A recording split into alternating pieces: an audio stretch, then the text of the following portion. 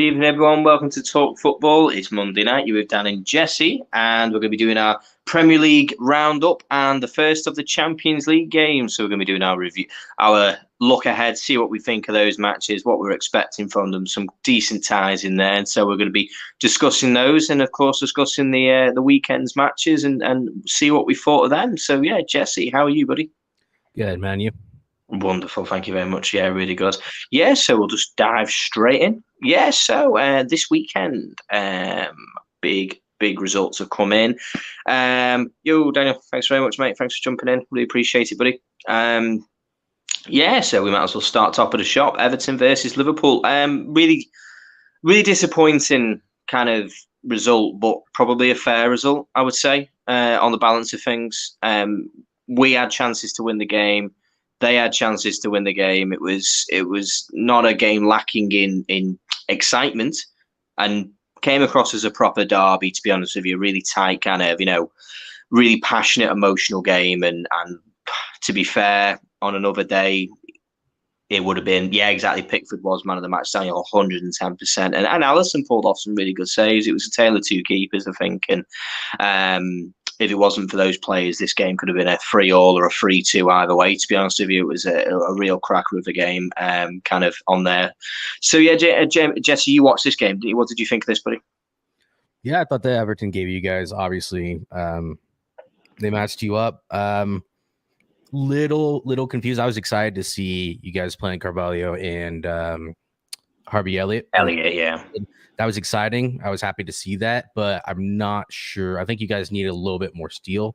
I think you mentioned that over the week. And what do you think about that midfield? Because obviously it's exciting, but it's very exciting. But for a period of time in the second half, we tried to play Elliott within a double pivot, and it just doesn't work. He was getting overrun. It wasn't going to work with him in that respect. And it's lovely and exciting, but you need balance. And the problem is, especially within a derby, you need those cool heads, those experienced heads who know how to manage these situations. And when you've got two young lads who you ultimately are still learning the game, it was, to be fair, someone like a James Milner potentially would have potentially been a better option, just of having someone who's a lot more knowledge of the game, if you know what I mean. Yeah, even then, he's really the only one who could have come in. I know you could have brought in Artur, but it's too soon. He's not ready. Way too early. Yeah, he needs to get some minutes. I also don't know how fit he is, by the way.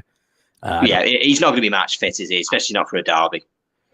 Yeah, but besides that, I think it's fairly obvious that the midfield didn't have the midfield steel that you needed, the steel that you guys needed. About Nunez, probably Bobby should have started as well, I think. Yeah, I mean, I was happy with Nunez. Don't get me wrong; he was creating those chances, and at the end of the day, he's going to stick goals away at the end of the day. But Roberto Firmino, on the balance of the last two matches, deserved a start. I think the issue potentially could have been he was resting him. Okay. He's played a lot of football. He's meant to be a third choice striker, and has of course had to play a lot more football than he was ever expecting, and that's probably.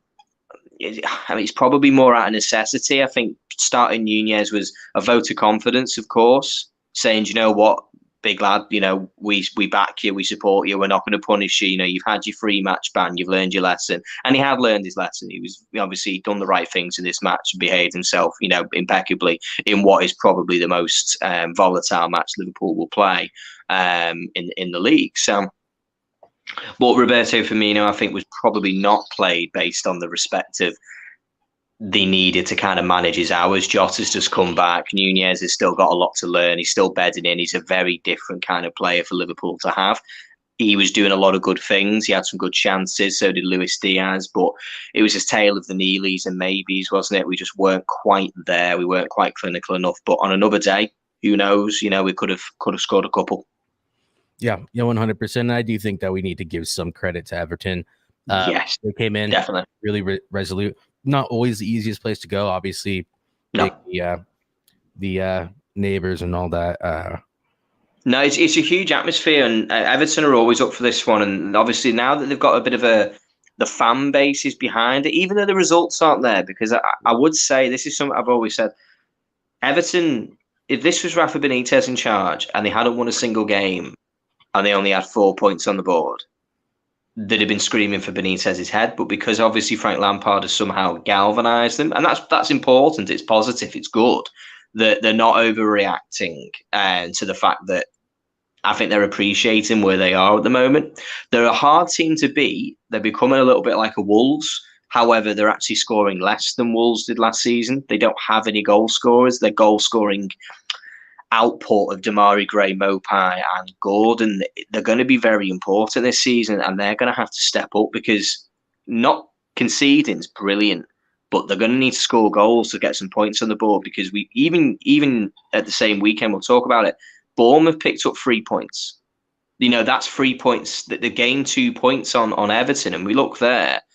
It's only Aston Villa who's below them, only on goal difference, but it only gets harder for Everton going forward. But you know what? They were brilliant. Pickford was fantastic, really got up for the game, did everything they would have wanted. But that form is just a little bit worrying. I think the Evertonian fans probably feel a little bit hard done by that they didn't come away with more, because they could have got more, but just on this occasion.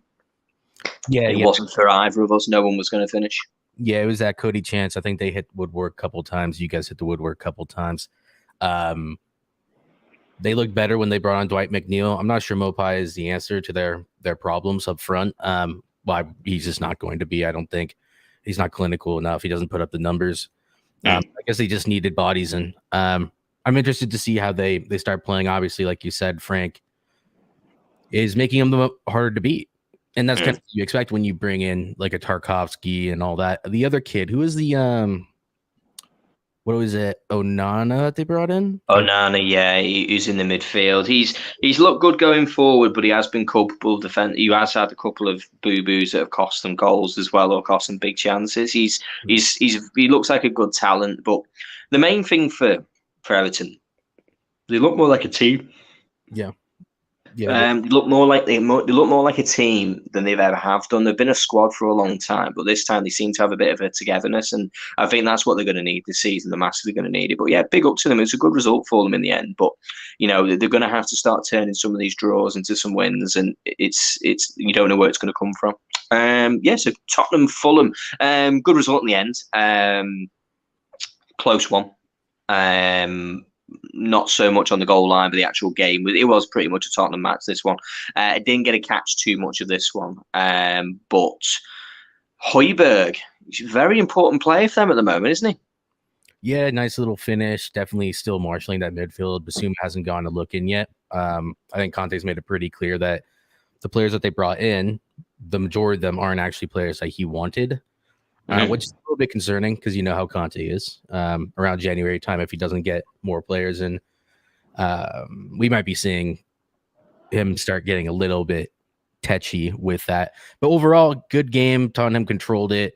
Wasn't impressive, but we never really say that a Conte team looks super impressive. Clinical. Harry Kane gets his goal. Mitrovic's goal was absolute banger.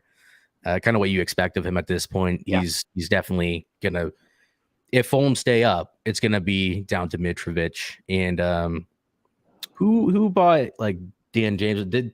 Were they the ones who got Dan James? Yeah, they're in for a loan deal they got a loan deal for Dan James, which is an interesting sign. I mean, because we're not biggest fans of Dan James as to where his level is, but he could work at Fulham. He potentially that could be where he shines because he never worked at United. It didn't work at Leeds. No, and I think Jesse Marsch basically made it pretty clear that he wasn't a Marsch player. So he got his loan move, but that's another threat that they'll have right now where you're really just depending on Andreas Pereira and Mitrovic to keep them up. I mean, you can see here it's pretty much utter domination, isn't it? It is. It's just the concerning side this is the strike force of Tottenham not really doing that business that people were talking about. These were Son and Kane and Kulusevski and, Richarlison. Like, we've got the best front line at one point. I saw the comparisons, Premier League front lines, who's got the best one. And Spurs were backing them. The Spurs fans were backing them. And fans of other clubs were backing them as saying that they had the best one behind City. Yeah, I don't know about that. On paper, you could say that Kulusevski, I think it's always been too soon to say that. He's had 6 months. Looks like a decent player. Still want to see more from him. The fact that Son looks like he's the one getting rotated for Richarlison is interesting. I think that's a little bit telling. But you know how Son is when he's not in a purple patch, he's not really providing that much. And teams know what they need to do when they play Spurs. And what they need to do when they play Spurs is not play a high line and play a low block. They really have very few answers. And at this moment in time, I think you probably play Richarlison and Kulusevski against teams that are playing the low block. So yeah, no, 100%. I mean, it's probably the right club for Tottenham to play Fulham, in all honesty, because it probably was the right game for them to have. But yeah, I feel there's going to be slip ups coming for Tottenham. I know that I keep saying it, and I know they're on a good form. I know they do, but it's just the results are getting what they want. But I feel they're not as well. City is going to be a very interesting one. Obviously, Tottenham appear to be the kryptonite to City. We'll wait and see if that occurs this time round, coming forward. But they've got some tough games. Might be, as you say, but they've got Marseille midweek. Then they have to come and play City. Then they have another midweek game, and then they've got Leicester. So this is the first proper test of having extra football matches put in place there, kind of, putting some testing on those players' legs, kind of thing. Are they able to cope with the extra football midweek? It's going to be really interesting to see if their kind of results dip after the Champions League matches or not. I know City's not really the litmus test, but Leicester will be. Yeah, and also Arsenal. I mean, if of course. If Arsenal thought it was hard to break down United, which it seems like it was, obviously they weren't clinical or anything, but Tottenham's another level to that, like to what United was planning to do was probably not sit back, but I think we just fit after the Martinelli goal got ruled out. We decided, okay, we're going to play this a little bit different. Tottenham, this is their bread and butter, so I think that might be another one to really see where they're at. We know what they can do against City, so. Yeah, and I'm talking about Tottenham, obviously, but yeah. Yeah, 100%. Yeah, we'll talk about the Marseille game in a little bit. So, Saturday's matches. So Newcastle. No, it wasn't Newcastle. It was this one. Worst result of the weekend. Nottingham Forest. Dreadful result. Awful result. We dipped this as an absolute must win for Nottingham Forest, and it was a massive must win. And Steve Cooper is under pressure. I know it's early, but this is a bad result. This is a dreadful, terrible result of playing a Bournemouth team who haven't scored in 2 games, lost 9-0, got a 0-0 out of Wolves, which was a good result for them, of course. But to go 2-0 up and then to lose 3-2, I mean, that's scandalous. That's absolutely scandalous. Yeah, I didn't really watch this match, but Forest need to start doing something, especially with all those players they bought. We're giving them time to bet in those players, but this is, I think that this just might be a team that's not as cohesive, but they need to get it right, and they need to get it right soon, because if they don't start picking up points, they're going to start dropping down the table. And I feel like any of these teams that stay in that relegation zone, maybe up until mid-January, they're going to lose all their confidence. And then you're going to be asking, should we sack our manager? Because we can't do it. And also Bournemouth have already done that. They're the ones who pulled the trigger early. I don't know if this is a new manager bounce, but they're doing it probably at the right time if they don't think someone's good enough. I know that there were also other circumstances around Scott Parker. He's speaking about the owners, and that never works. But yeah, let's see how they do. And if it gets to a point where Nottingham Forest is in and around the relegation zone, they're going to have to pull the trigger and try to see what they can do. For the amount of money that's been invested, it's a huge gamble. Like they need 40 points, and this was 3 points, nearly 10% of their kind of points total that should have been in the bag for them. Like an absolute must-win game. Like the easiest home game of the season is going to be Bournemouth.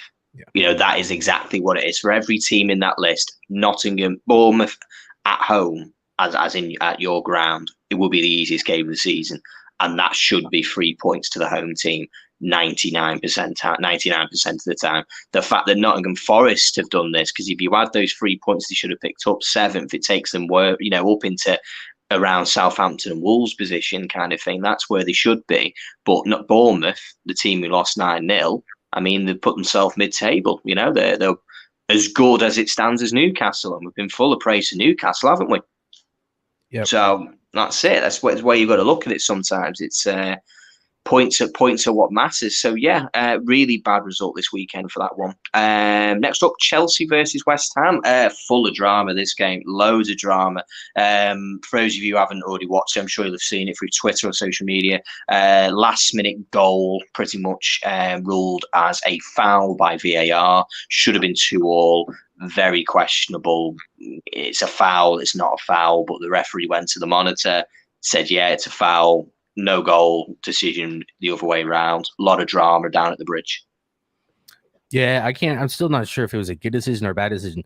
When I first saw it, I was like, that's absolutely scandalous. And given the VAR decisions from the weekend, I wasn't necessarily surprised that it got overturned.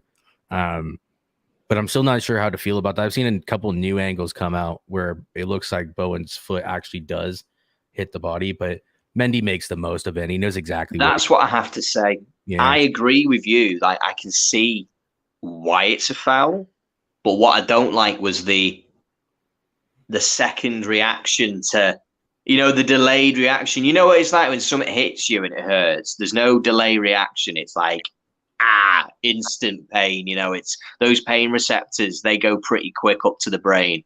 They don't take a second to register, and he took that second to register. He got lucky. I think he got lucky. I think the VAR was there to rescue Mendy, because pre-VAR, no one's seen anything wrong with that, and I don't even think we're talking about it being as a foul. I think people have said, just carry on. Goalkeepers need to be, that's what they do. They put themselves on the line. That's the whole reason of being a goalkeeper. That's what happens. You have to put yourself at the feet of strikers sometimes, and you're going to get kicked. Whether it's intentional or not, is the different matter. But the question is, was Bowen intentional? And the referee said clearly it must be. Yeah, 100%. Chelsea did look better. They did. To the three at the back with Fofana in there. As long as he stays injury-free, Koulibaly, rather, and Silva can all remain fit and aren't being played too many games or whatever. I think that's going to work for them. Loftus-Cheek is still questionable. We don't know, but I'd like to see him playing Loftus-Cheek with Gallagher and Kovacic. I don't know why they stuck Cucurella in midfield on this. I don't know. He didn't play in the midfield, guys. He was definitely on the left-hand side. He didn't play centre mid. I was like, am I saying something? Am I off? No. There's no way. So Cucurella should be over here. Anyways, doesn't really matter. The midfield looked better playing Pulisic with Sterling. I actually think that they were probably playing Sterling up front with Pulisic and Gallagher just behind. Can't remember. But I like the look of that team much more. I don't think they performed well, but I think it's asking a lot to say within the space of 4 days, can you change your form around entirely? It just doesn't work that way. No, we said this. I mean, West Ham would definitely feel very hard done by, and they probably could have got a point. They missed out I think it was last season. They missed out on a point, didn't they, to our last minute penalty in this leg. 1 second. Yeah, no worries, man. Yeah, just going on West Ham. I think they played well for spells. I think Chelsea had the lion's share of the actual possession, the control of the game, but near the end of the second half and kind of earlier on in the second half, they definitely started coming into the game more. And he did. I think there are good signs there, but West Ham have still been absolutely woeful. So, well, we called him out, didn't we? Said about Havertz, it's like, we're not letting him off. Like, this guy's, he's got a goal here. It turned out to be a clutch moment, but he's going to have to be more. He's going to have to do more. Like, genuinely, I know he didn't start, but he's going to have to be more. As a player of the value, they're going to have to expect more from him as to whatever position he does. So, a good result in the end for Chelsea, but a little bit of fortune. Big match here from Brentford. This was the 1-5-2 against Leeds. I think I predicted this one as like a 3-2 Brentford or like something close, but they just ran away with it in the end. The passion's running high down at Leeds at the moment. Jesse Marsh getting himself sent off. Seems to get himself carried away a little bit in the game. Got away from them very, very quickly. Ivan Toney with a hat-trick. Really well taken. Good result for Brentford because they've both had stalling seasons recently. They both had seasons where they were starting to not look as great since match week 2, but this was a really good result for Brentford. They'll be really pleased with this, with winning the way that they did. Yeah, I only caught glimpses of this game, and it just seemed like Brentford were more clinical at the end of the day, and that's what wins football matches. So, yeah, I don't have a whole lot more to say on this. I've been toning No, out. no. It's just a bad result for Leeds. I mean, Leeds probably coming away at home to Brentford. Losing's not the end of the world, of course not, no. But losing 5-2 is a bit demoralising. You know, they got a strong point against Everton midweek. This is maybe potentially, playing those 2 games a week potentially is causing a little bit of some fatigue potentially in certain teams, especially high intensity teams like Leeds. It could cause some serious problems. I think I got a match prediction right. Wolves 1-0. I'm pretty sure I said Wolves 1-0, and that's what it ended up being. So I'm quite pleased with this one. Great result for Wolves and much needed, hugely needed here. This was starting to look very, very dire. Take those 3 points off the second bottom. Yeah, they're right down there, aren't they? They were really in bad form, and this win was so important for them. And it goes in line with my predictions of Southampton being a relegation contender this season. That this was, 3 points the Wolves should pick up, and a real good pickup for them. They got a little bit lucky. Che Adams fluffing his lines completely, literally on the line, rather than heading it, allowing it to land straight on his arm and going in the net. He just took his eye off the ball. But if he'd watched it for half a second more, it's a 1-1 game, and this is a bad result for Wolves. So they rode the luck, and sometimes you've got to do that one. But they'll be pleased. They'll be very pleased. Yeah, so in Southampton's defense, because we had similar ideas of what's going on, especially with Hasenhüttl, not convinced by him because he's had long enough, to be fair, at this point.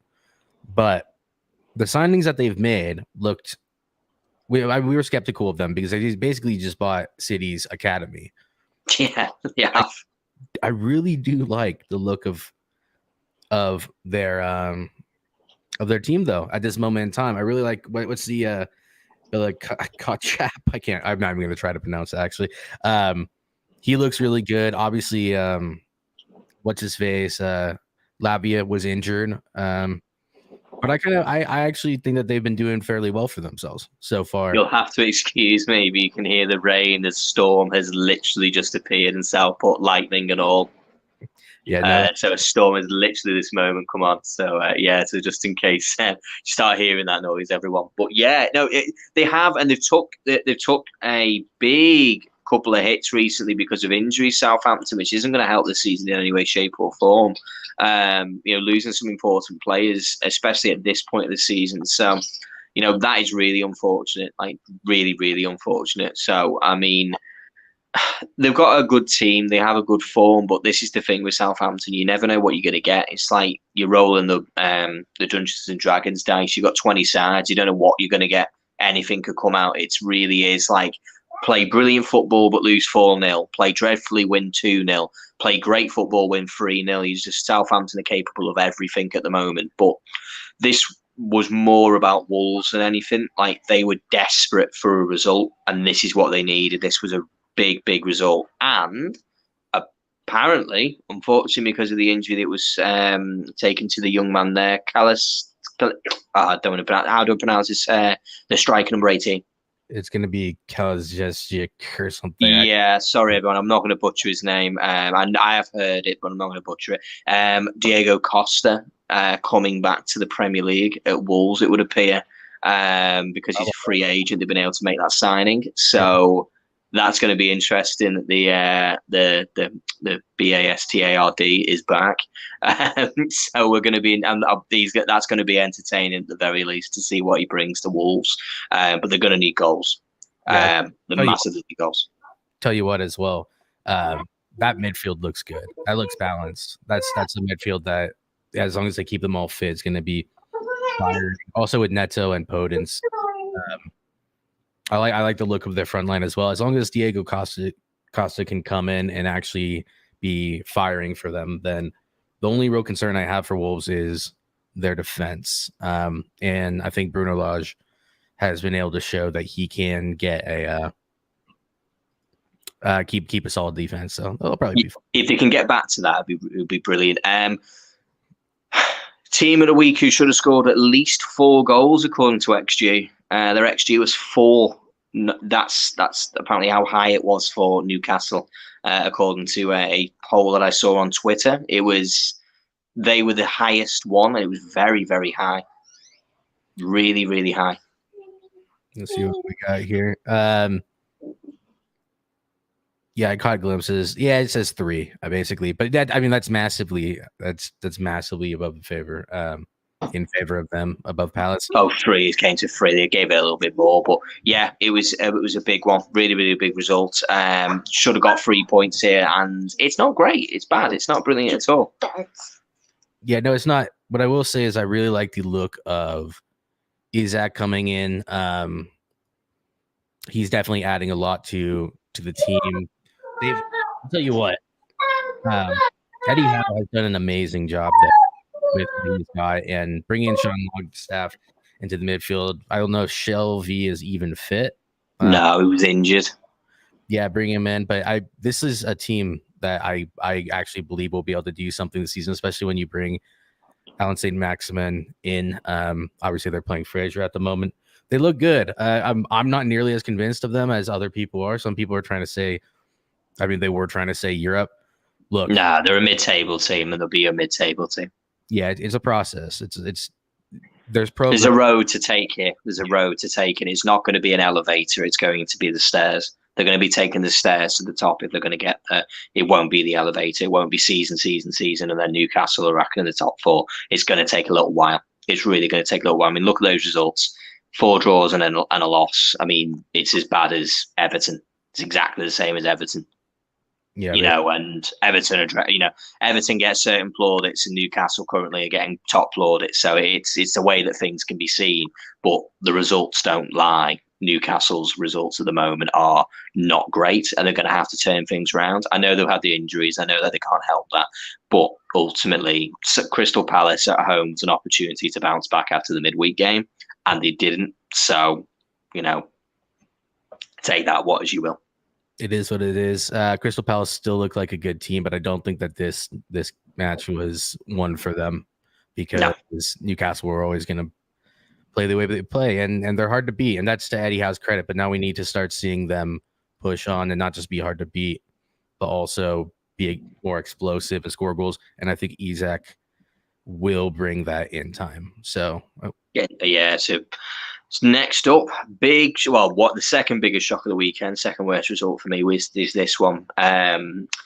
City dropping points to Villa. Villa in very, very poor form. This is a massive point for Villa. You would have expected them to have got tonked 3-4-0 by the way that Villa have been defending recently. This is actually one of their most resolute defensive performances. Conceding 1 goal, to a Mr. Erling Haaland is pretty good going, to be fair. And a very, very good result for Aston Villa. Not good at all for Man City at all. Not good at all. Yeah, and honestly, Villa should have had another one because he wasn't offside. The ref is supposed to leave the side. The sideline ref is supposed to leave the flag down, but he calls for it, and ref blows the whistle, and then Coutinho sticks at top bins. And that should have been City fully done in the mud. Well, there's talk of a second touch. When the ball is played, the first ball that Coutinho's played is onside.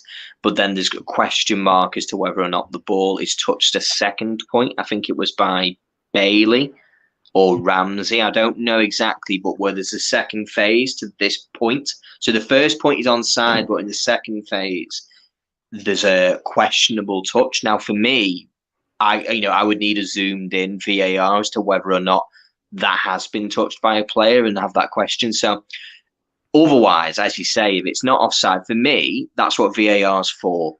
Keep your flag down, stay out of it, and allow VAR to clear that up. Because if it's not completely obvious something's offside, just let the game play.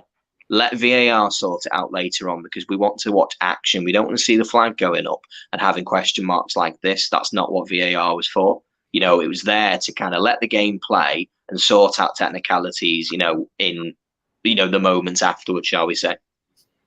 Yeah, and I think there's a difference between raising your flag early when it's a counterattack and it's clearly off and the defenders and the attacker need to run an extra 60 yards or injuries can happen. Anything could really happen, and there was no need for it. But in this case, they're right at the edge of the box, so there's no real reason why I can see for you to go early, flag early when just let it play out.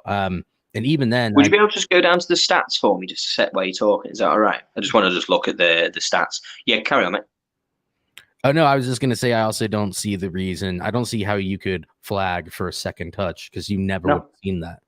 So no, like, it was. That's what I'm saying. so like even if it was offside, the flag is completely nonsensical because you never would have seen that touch from the sideline if you're going off of when the ball was played. But yeah, like you said, I would need to see that from a different angle or a close up or I want to see it zoomed in. I want to see it kind of be looked at because we want the game to flow, and that's what it's for. VAR is meant to allow the game to flow. We all get kind of fed up when we see a player who's clearly offside, and you're like, just put your flag up. He's obviously offside. That's not what VAR is for. VAR is for those situations where there's nothing in them, where there's where the human eye or the brain, that moment of is he offside? If I was a linesman, if my question is he? Then it's VAR's decision. If it's he's offside, I'll put my flag up. If there's no doubt in my mind he's offside, but if there's even an inkling of a question mark, I'd rather justify that as to why I didn't put my flag up and say the reason I didn't was because of this, this, and this, and it turned out that he was, that much offside or that much offside. That's what VAR is for, to take away the those moments. The obvious offsides, put your flag up, but the Coutinho goal, in my opinion, and Jesse's opinion, is play on. Let the game play, because we could have been stolen what was definitely goal of the month, or and up there for one of the goals of the season potentially. just a classic Coutinho goal, wasn't it? Oh yeah, he rolled the clock back to 2014, 2015 there. Yeah, and people saying, I mean, I said during the match, and I said play to the whistle because the City all stopped, but apparently the whistle was blown. So people trying to say, well, City players could have stopped it. That's fair enough. But they played to the whistle. They did what they were supposed to. They heard the whistle and they stopped. So yeah, that's definitely enough. There's not a whole lot more in that game. Typical City just didn't get the job done, and they look beatable. They definitely look beatable, and they do, don't they? A little bit. They look nowhere near as good as they used to. Well, not as good as they used to. It's just Liverpool are on relegation form and have been dreadful and terrible. We're 5 points behind City. Yeah. We're not a million miles away, and that's the only positive I'll take is that only Arsenal up until the weekend were really on top form. So it's an open season, this one. It's going to be very entertaining. No one's completely on it. No one's totally on form. And we've been screaming for this for a while. I hope it carries on. I hope we can see a season where there's multiple teams involved in the Premier League title shout, because there's been too many years where it has just been a two-horse race, a very long two-horse race, where there's 20 points between second and third. We don't want the Premier League like that. The best league in the world, which is what we all believe it to be, needs to be a competitive league. That's what we need, competitive. At least 3 teams, if not 4. 5 would be brilliant. Yeah, only thing I would say besides that, which I think you'd agree, they definitely look the most dominant team, City. Of course, yeah. They always look. They're the one who you think is the most capable of doing the business. That's what I would say. They are the team who's going to win. I would always say City, with utmost confidence. Even though they've proven they haven't always done that this season so far, they still feel like the team who's the most capable of doing it constantly. So yeah. Anyway, so more pressure down at Leicester. Not an unpredictable result. We predicted a win. 5-2 was a very good result. I didn't see this many goals. I don't think Brighton's ever scored 5 goals in a match. No, I think their most was against United last was 4. No, yeah, they've had 4 goals, but I think this is the most goals that Brighton has ever scored in the Premier League. So yeah, brilliant. They were phenomenal. I just woke up, so I wasn't on stream with anyone, but I was watching this kind of in the background as I was making coffee and stuff. Brighton are a great side, especially a great side to watch. I know that they have their susceptibilities, if that's a word. But they're the real deal. And once again, Potters should be getting his fair dues for it, because they look really, really good despite missing players. Having Gross in there, and Gross and Trossard look like absolute engines. They have absolute engines on them, and they look so creative. Did you see the penalty that Trossard won? Yes, it did. Yeah, up on that left hand side, comes in off the side, and wins that penalty. Fantastic football. And James, I will say something. Last season, I was saying about Potter, and I said this on our season review when we talked about Brighton. I believe Brighton would have a very similar season. Not as good this season, I didn't think. That was, I'll say that with the greatest confidence. I didn't believe that Brighton losing Basuma and Mark Cucurella, and at this point, I didn't know at this point, Neil Mopai, as their team, I would have suggested that I would have thought that Brighton would be having a good season, but I didn't think that they could have a better season. And I will take those words back. As it stands right now, they are having a much better season than they could have dreamed of, or I could have believed. Graham Potter, last season, I also said, I will hold my opinion because we can get carried away very quickly with managers. We can be like, someone does something for a season and then next minute, they're the next big thing. There was moments in the season for Potter where it wasn't right. They didn't get the wins. They didn't score goals. There was problems. We can't gloss over them and go, oh, well, that's all right to not score in 7 home games or 7 games in a run. That's not okay. That's bad. That's poor. But that's part of the learning. That's part of being Brighton at the end of the day, because they are a mid-table club. But what they are is playing brilliantly, doing great stuff. I mean, Potter's getting out of these players things that we wouldn't have expected. The only side I would say, and this is the only thing that I think for Brighton is that they've benefited from having their previous DOF, their DOF who went to Newcastle. He's the reason that a lot of these players are here. These Casado coming in and doing the business. Mwepu, Gross, pretty much all them boys there. They're a team who's coming through that person, and you can tell. And they're just going to have to carry that succession on. That's the only thing I would say, because they need to have the right people, because they're very clever, Brighton, really clever. Yeah, and they're definitely, I wouldn't say they're overperforming, but they, I mean, if they can stay up here, then with the way that the table's going this season, and if they can stay consistent and they're not in too many competitions, I would love to see them get Conference League or something. I just don't see them getting any other form of Europe. Really. Oh, the 100% deserves some form of Europe, but I think it's going to be a big, not in the sense to be a big stretch, because there's no reason Brighton couldn't be the new West Ham. The only thing, my difference is that I just feel that the depth at West Ham, if they start getting things right, if they start getting the wins, beating the teams you would think they would be, like they did last season, you would say that West Ham is the one who's got the most tools to get that position for me. And with Brighton, they've got a really good 11, but they are a little bit thin because of the sales that they've had, because of the big players that they've had that they didn't have to sell, but obviously couldn't turn down 60 million for Mark Cucurella. That would be madness. And then Basuma, they sold for 25 million. For whatever reason, they decided that that was the right price. They sold him, and Mopai was, surplus to requirements. Yeah. And I mean, if you look at here, the table's finally starting to take shape after 6. I usually give it around 10 games to really see how it's taking shape, but you can see after 6, it's already starting to do so. And Brighton are the only team that you wouldn't expect to be in there that are still in the mix. So if they can keep it up, cool. They look like they're playing good football. So that's all I'll say on them, really. Definitely. And then the final one, Manchester United versus Arsenal, 3-1, the humbling of the Arsenal team. First big game, first big team that Arsenal's had to face, and they lost. They failed, which was not unpredictable, I'm afraid. This is something that Arsenal did all last season. They did it predominantly. They beat the teams who they're better than, but then lose to the teams that they're not as good as.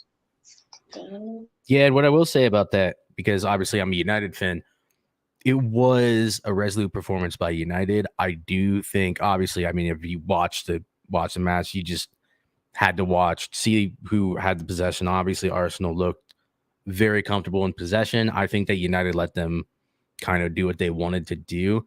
In that first 15 minutes, United were playing really well. Now, after the Martinelli disallowed goal, it definitely put doubts in United's mind as much as it spurred on Arsenal, because Arsenal was then going, hey, look, we can get at this team.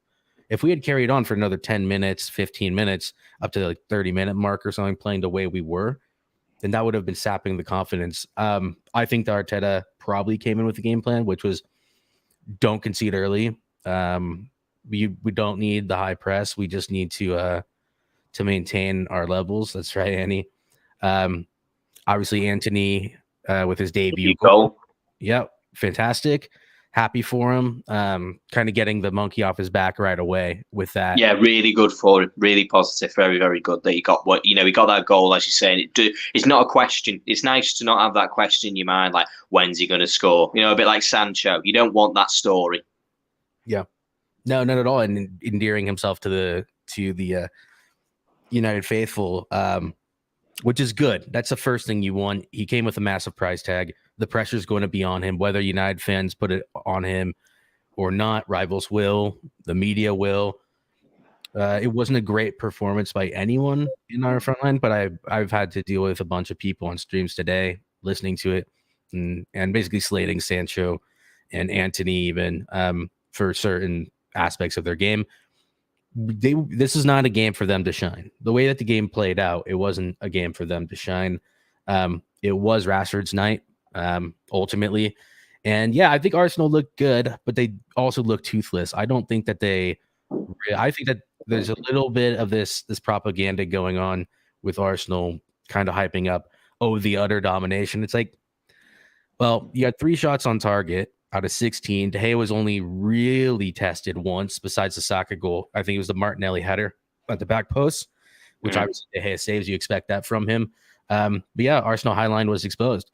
That's set up against one of the most dangerous counter-attacking teams in the Premier League. And I think besides Tottenham, it was foolish. And those changes that Arteta made completely damaged any of their chances in the match, because then they started pressing up a little bit higher. They pressed up to the halfway line instead of kind of being a little bit deeper and controlling the midfield. And the moment they did that, you just knew it was going to be a Bruno, Eriksen, Marcus Rashford thing. There was nothing. Yeah, that's all she wrote, basically. Thoughts on the game, though? No, I mean, obviously a great result for Manchester United, a really good performance out of the team, and obviously you took advantage of Arteta's. They've got a really good young team. I can't praise them enough. Arsenal have a very good young team, but this is the issue again with young teams. They've got lessons to learn against these situations, and I just think the only thing I'd say is that it's great to have a plan, but Arsenal did this last season when they played Liverpool. They were on a really, really good run. And Liverpool had just lost to West Ham 3-2, bad performance. And the fans were saying, oh, well, we never win there, but we'll get a good performance, get a draw, And they came and played their style of football that had worked really well against the other 7, 8, 9 teams it was prior to Liverpool. And we thumped them. It was 4-0. We completely pulled them to pieces, even when we weren't. We'd just come off the back of a bad game and a bad result. It wasn't a good match from Liverpool in that West Ham game. And this is what I feel that Arsenal are capable of, that when they come up against a superior sort of tactician or a team with really good quality in it, because United do have a team with some really, really good quality in it, even last season, this is what happens. And this is what can happen, that you can get found out. And there was good chances. Odegaard had a very good chance that he fluffed his lines on, and on the right day, and he finished that result. That could have been a goal. Arsenal fans shouldn't be. I know they're not too disappointed and stuff like that, but it was a little bit of a reality check to understand that you've had a really nice run of matches up until here. Those first 5 games were perfect for you. Really were perfect games to kind of get yourself into the rhythm and stuff, but. This was a test, and I would be disappointed, because this is the difference. This is the difference between, being a top 4 challenger, which is where Arsenal are, or being top 4 solid. You should be, in this match and winning. And it's rich coming from a Liverpool fan, because we did lose to United 2-1. We did. And the only thing I'll say is that we went into that game and we were crap. We're awful. We're not very good. We know our problems, and I can keep whinging until the cows come home. But for Arsenal, the difference is you were playing really, really well. You were really doing well. You're on a good run of form, so you went into this game at your best possible situation. I know Partey wasn't available, but that shouldn't be the excuse. You know, you've had all summer to reinforce your team, and your injury crisis is 1 or 2 players. It's not 10 or 11 like Liverpool's is. There's levels to it. There's levels to it. This is their starting 11 without Partey. Partey comes Yes. for Lukonga. I think it's pretty clear to me that what happened in the match. I mean, Annie here talking about Arteta sucked the life out of Arsenal. Bruno was underrated in the game. Eriksen was amazing, and Rashford found his stride 110%. I like this because Arteta's substitutions mirrored this team. There are some good players. I mean, Jesus, Zinchenko, experience. Xhaka never really done it for them, but experience there. Besides that is a very, very young team, and I think it showed the naivety. And I think if you go from, I mean, just talking about the subs there, those were naive subs to make. Then you're talking about De Gea, Varane, Varane, Fernandes. Eriksen, Fernandez, Rashford's played enough games, really. Rashford.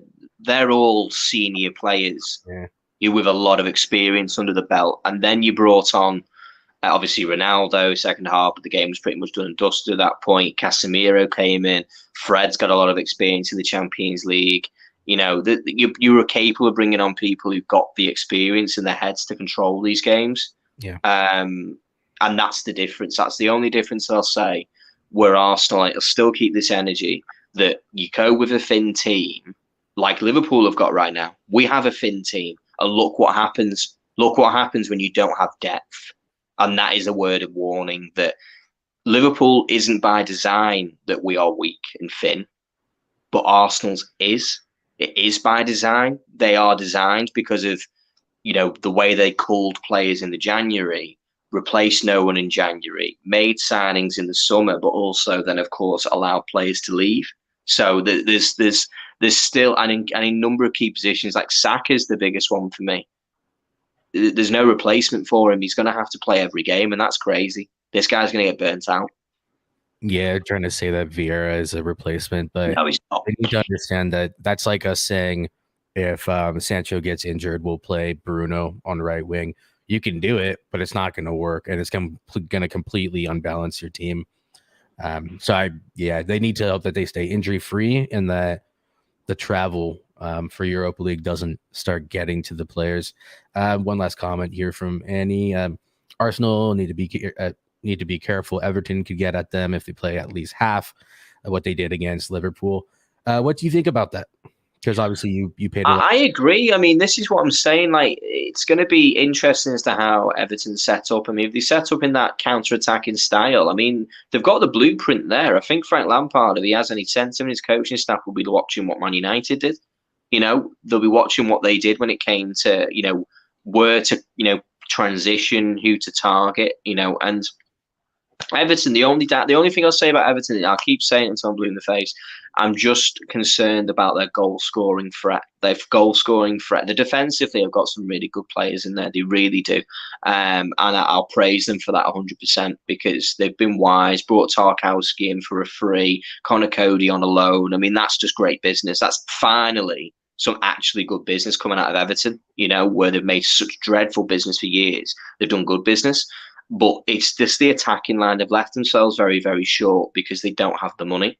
A Mopai versus Arsenal at the Emirates. Yeah, this is it. So there you go. Potentially this guy's got a little bit of history, but had a little bit more time in the team, bed in. Who knows? I mean, Arsenal will have to pick themselves up, if that makes sense now. It's a mentality situation now. They're going to have to go, that game's over. We lost. It is what it is. We go again. We have Everton. We beat them 5-1 last season in this game. We need to come out with a big performance. Pressure's on, only on the basis of what are you made of? Yeah, 100% Saka burning already. Tielemans could have done the job for Arsenal. Yeah, there's something weird going on there. The fact that they had Tielemans basically on the line. Yeah, they had him wrapped around their finger for the entire summer, probably even longer, probably since January, ready to go, even though he won Champions League football. And then on the final day of the window, they're going for what's his face? It was Luis, wasn't it? Douglas Luis.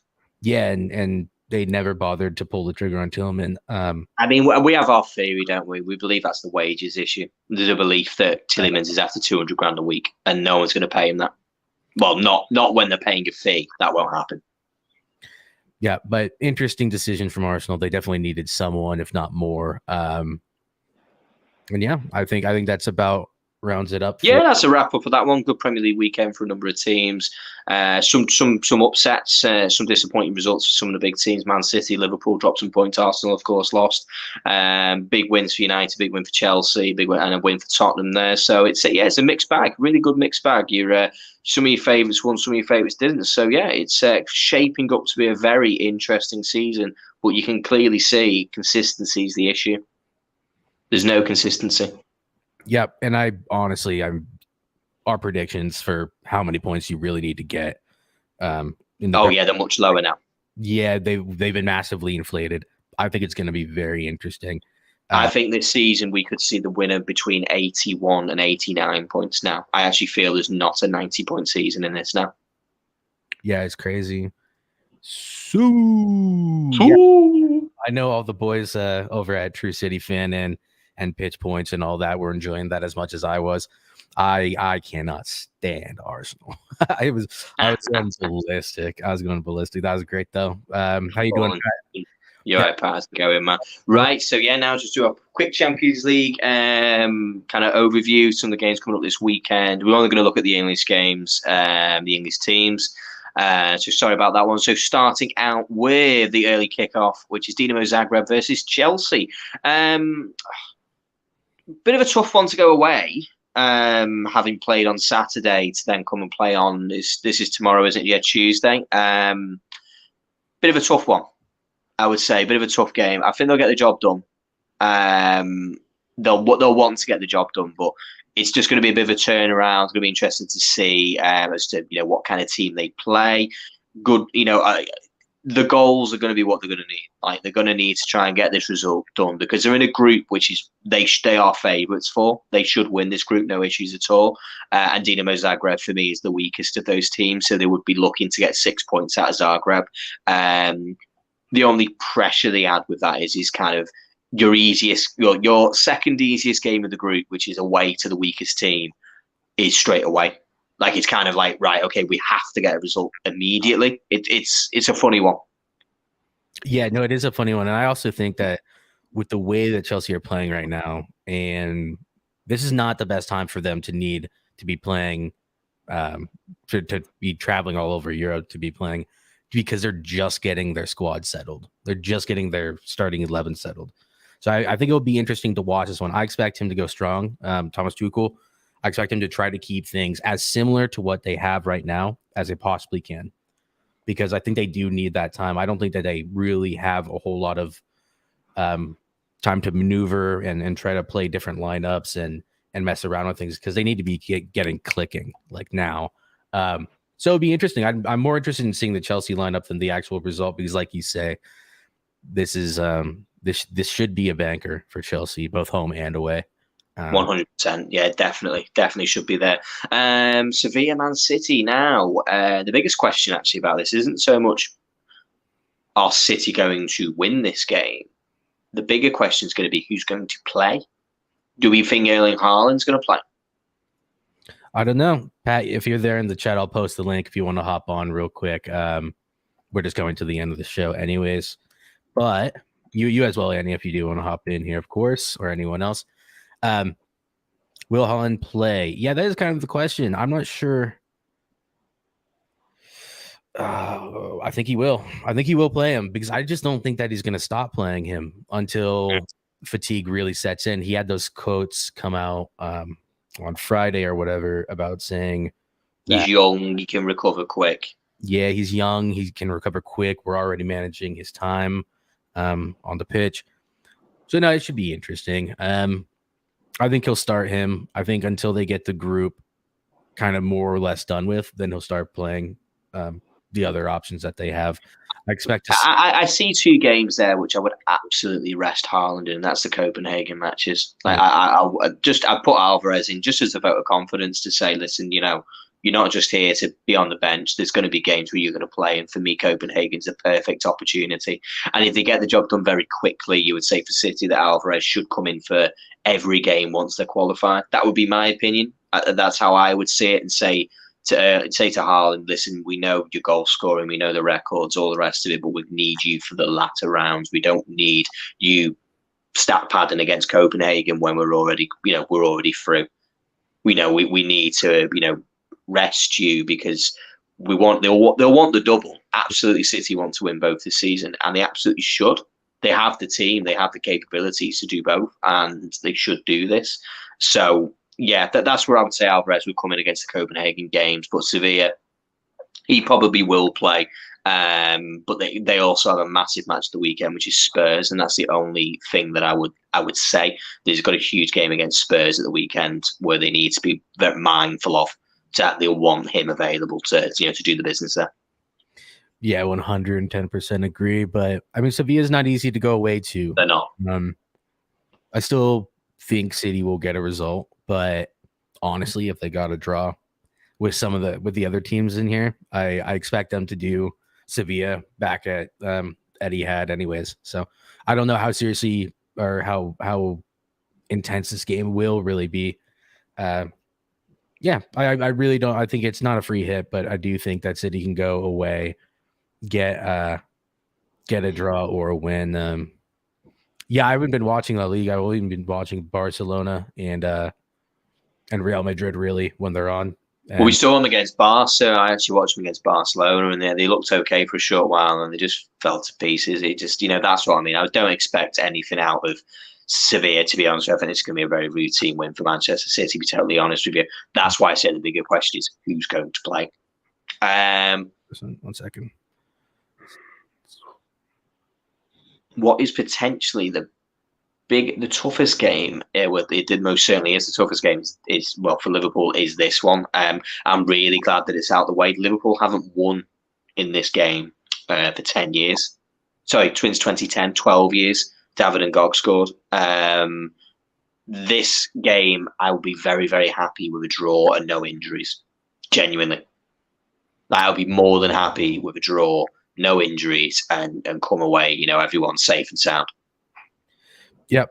Yeah, Napoli away, especially with the state that you guys are in at the moment. Just bide some time. You don't need to play yourself into form just yet. We're gonna handle 2-1. What you mean 2-1 to Liverpool or 2-1? Napoli or 2-1 to Liverpool? Yeah, let me know. I mean, I'll take 2-1 Liverpool. That'd be wonderful. I suppose the other interesting question is, again, it's more about the players, because I think it's going to be a tight game. I don't think Liverpool will, lose. I don't think there'll be a lot of goals, to be totally honest with you. But the big question is going to be, is now Thiago is back fit and in full training, does he start? I hope not. I don't want to risk him. He's not required for this game. Leave him out. I'd rather him available for Wolves at the weekend, which is a must-win for Liverpool. This is not a must-win. It's not. We have 6 games to qualify in the Champions League. The Premier League, we've already had 6 games, and we've only picked up 1.5 points per game. We need more. We need to do more than that. We're well off the pace. This match, no injuries. I'd quite happily see Arthur come in. I actually want to see Arthur. This is a great opportunity for him to come in and play. If it's half a match, and then Curtis Jones get the other half. But we need to be, using these players. Arthur's on a loan. Let's use him. Get him on the pitch. He knows Napoli. He knows Italian football. It'll probably suit him because the pace will be slower. And ultimately, we're going to have to protect the players. Up front, do I think?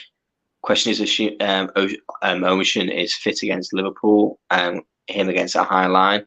I'm not sure if he's fit, mate. I don't know anything about Napoli, to be honest with you, if they've, who they're going to play. Yeah, it's one of those, isn't it? We've not been keeping the clean sheets. I hope not. I hope that we know. I don't know who we're going to play. This is the big question again. Centre back, there's questions. Will Gomez play again? I think he should. Will Matic play? Maybe. Will Diogo Jota play? Will Darwin Nunez play? We're getting some options back, which is great, which is nice to have, because in the past our team picked itself because we had no one to choose. But a question I have is to whether or not Fabinho should start, not just because of his performances, but on the basis of we can't burn this guy out. We can't be playing him for 20, 25 games on the bounce and not put somebody else in. I actually question as whether or not this is an opportunity to put Milner in and play him as a sixth. Big risk. Totally understand it's a big risk, but we've got to protect Fabinho, because if we lose Fabinho, that is incredibly bad news. Yeah, that's incredibly bad news. Yeah, I didn't even know Thiago was back in training, but it sounds like back to full training. Really positive. He's back really early as well. Yeah, gotcha. Yeah, that was supposed to be a little bit longer, but Chelsea was meant to be the first game he should be available for. Gotcha. Yeah. So yeah, no, I agree. You can't get an injury to Fabinho, despite the fact that he does typically have a good injury record. He does. I would be a little bit concerned about the way Napoli will want to play and the intensity of this match. But I don't know. I guess you just keep playing Gomez, right? Is Matip fully back? I know he. Yeah, Matip's fully back. He's fully fit. Gomez. I mean, this is the question: do we play Gomez and say, help him get some more minutes on the pitch? You know what I mean? Get him some more teams. And Thiago back 3-1 Liverpool. I just don't think Thiago will play. I need to be honest with you. Scout stars. I'm going to bag a brace. Yeah, that's the big question. Does Jota start? Is he quite fit yet? Does he only come as a cameo? Do we play Nunez? There's lots of questions that I can't really answer yet, because I don't really know. Because, I mean, this is an opportunity to manage minutes. And for me, I would start Nunez, play Jota. I would start Arthur Melo. Maybe, I don't think play Thiago. I just don't see the point in it. I don't see any benefit in risking a player who's just come back from just let him have a bit more time training. Big game at the weekend. Gomez, Matip, they're available. Trent obviously is Trent. Costas, Tsimikas or Robertson at the left back. Costas, was good. I think Robertson, he does great. When Robertson ever gets dropped, he seems to put a rocket up his backside and he plays well again. It always seems to happen. Every time he has a bad game, Robertson's one of them guys who needs to be dropped to be right, now I'm going to do, you know what I mean? He responds to it really quickly. And it seemed to happen because when he came on at the 60-minute mark against Everton, he did look really, really good. He looked back to kind of being more what we expected from him. So I think we might see Robertson back because he only had 30 minutes midweek. I think we're more likely to see Robertson at left back. Well, if you had to put money on it, what's your prediction? In what, as a result? Yeah. 0-0. We'll go. I'm saying 0-0 because we just don't have a record of winning here. It's been 12 years since we've won this match. I'd like to say 1-0 Liverpool, but history dictates that this is going to be a very close game. I think this will be a tight game, and I could see a 0-0. I'd happily take a 0-0 right now. That's a good result away from home to Napoli when we've got Rangers home and away, Napoli at home, and Ajax home and away still to play. I'm going to be that is a good position to be in. And then finally, last one before we close up one. Tottenham against what is, questionably the hardest game in that group, Marseille. What do you see from this one? This is going to be a big test, isn't it? Because this is an extra 90 minutes of football that they didn't have last season. And these start to build up quite quickly when a team hasn't got the experience of playing European football, midweek football. Yeah, I don't really know what to expect from Conte because he doesn't favor the European Cups anyways. I expect a rotated side, I'll be honest. Yeah. Even though it's Marseille and they probably are on paper the hardest game in this group for Tottenham, though it is at home. I think that they can get away with it. But I think this is probably just probably the least interesting game, in my opinion, out of all the games we've just gone over. But it feels like a Europa League time. It really does. And it feels like the most interesting thing about this game is actually just going to be seeing the starting lineups. I don't know enough about Marseille. It will be Guendouzi coming back to England. Yeah. And he'll be playing, I'm sure, because I'm pretty sure he played. And a certain gentleman called Nuno Tavares, I believe. Yeah, and I think they have one more, by the way. I'm not going to do it right now. I think they have one more player that I can't remember who it is. Who's from like London and has been transferred over there. But either way, yeah, I'm more interested in seeing the starting lineup and what Conte does. See how he rotates than anything See else. how he approaches it. That's the biggest question, because I mean, I've always said that Conte is not a cup manager. Like he's just really not. Like he is a league manager, and that's what he does. So like you say, it'll depend on how he approaches this game. How much rotation is he going to bring in? Does he bring Richarlison in? Does he bring Lucas Moura? Does he use Perisic? Does he use Basuma? All these players who haven't got enormous amounts of minutes so far. Perisic, of course, has more so having come in, but whether or not they use Sessegnon, whether they use or Emerson Royale, all those players who are very important to the team, do they rest and rotate some of them, or do they just go all in, full team? We're going for it. So that's going to be the biggest question, the probably the most interesting part of it. Result wise, I think Tottenham probably could have enough for this one. Tight 2-1. Yeah, no, I'd go 1-0 or 2-0. I don't think that. Despite what anyone says, Eric Bailly, Sanchez, and Payet. Yeah, that's right. No. This I'm telling you, there were so many players. Bailly, I didn't know he went to Marseille. I thought he went somewhere else. Doesn't matter if he's at Marseille. Sanchez, obviously, and that's Alexis Sanchez, by the way. And then obviously, is it really? Yeah, it's Alexis. Whoa, I didn't realize. Correct. You can correct me, Annie, if I'm wrong, but I'm pretty sure. Yeah, Alexis Sanchez. That's his. Yeah, he moved there. Obviously from Milan. Yeah, I think. You know what? Actually, I'm looking forward to this game now. If that's there's a bit of spice. That's fun, man. Yeah, that's at least fun. You know what I mean? Yeah, 100%. Yeah, so we're looking forward to it. It's great the Champions League is back. Of course, we could go on for hours because there's loads of teams, obviously, in this now. Too many for us to talk about. Some of the big games that are there. Celtic versus Real Madrid will be an interesting game. They're back into it. Ajax versus Rangers, going to be a big, loud, noisy game. So, yeah, there's plenty of good football, obviously, on. And then midweek, we've got Arsenal, which we'll discuss on Wednesday for the Europa League. Manchester United will be discussed as well for Thursday. So there's some interest there, of course. West Ham in the Europa Conference League will get their mention too. But yeah, so up until then, everyone, thank you very much for everyone who's watched. We really do appreciate it. Those who've been in the comments, Annie, Daniel, Patrick dropping in, those who've been watching, we can see you, we see your views, and we really, really appreciate it this evening. It really helps us. Really helps us to enjoy the streams. So if you like what you've seen, hit a like on for us, subscribe. On the road to 300, we're getting there. Help us get there, please. We'd really, really appreciate it. And of course, if you ever want to be involved, send us a message, follow us on Twitter, and put your comments in, and we'll always respond to them. So thank you very much, everyone. We will see you on Wednesday. Take rest, Danny. See you later. Bye bye. Thanks very much. Cheers, people. Cheers.